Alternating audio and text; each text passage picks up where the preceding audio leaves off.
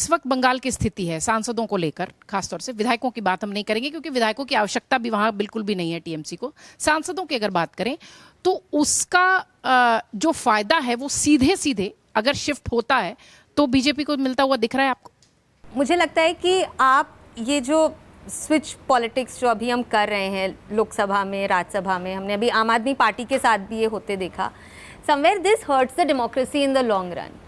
आप और अभी बात कर रहे थे हम लोग कि डिलिमिटेशन बिल शायद दोबारा से लाएंगे, विमेन रिजर्वेशन बिल में भी सपोर्ट मिल जाएगा, और ऑल्सो बिकॉज आपके पास पूर्ण बहुमत नहीं है तो अभी भी कुछ ऐसे अलाइज होंगे जो आपको शायद कहीं से आर्म ट्विस्ट करने का प्रयास करते होंगे, तो आप अपना एक आप हेजिंग कर रहे हैं और दिखा रहे हैं कि आप और लोगों को इकट्ठा करें कि उनसे आप रिस्क मिटिगेट कर सकें। लेकिन ये ना, this is not good for the democracy.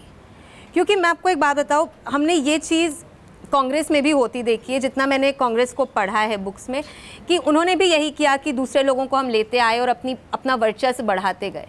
लेकिन विश्वास मानिए, लोग as what sir was saying, लोग सिर्फ सत्ता के सामने झुकते हैं और सत्ता कभी भी किसी के साथ हमेशा के लिए नहीं रहती है।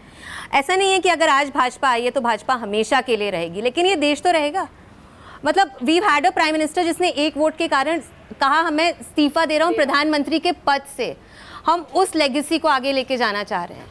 हम ये नहीं चाह रहे हैं कि हमने कांग्रेस को हटाया और 12-13 साल बाद हमारे पास एक दूसरी कांग्रेस आ जाए, जो सर कह रहे थे कि कांग्रेस एक फिनोमेना है। वो वाकई में एक फिनोमेना है, बिकॉज जो भी सीट पर बैठता है 10 साल के बाद वो वही करने लगता है जो कांग्रेस ने इतने दशक में किया।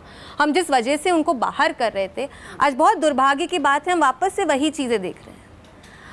राघव चड्ढा भले ही राज्यसभा में बैठ के जेनजी की बात करते थे, आप उनकी बातों के साथ आप इत्तेफाक रखिए या ना रखिए, लेकिन आज इतना कुछ हो रहा है। कांग्रेस जनता पार्टी का वो कॉकरोच जनता पार्टी की प्रोटेस्ट हो रही है, सीबीएसई के रिजल्ट्स लीक हो गए, नीट का पेपर लीक हो गया, कहीं नहीं दिखे।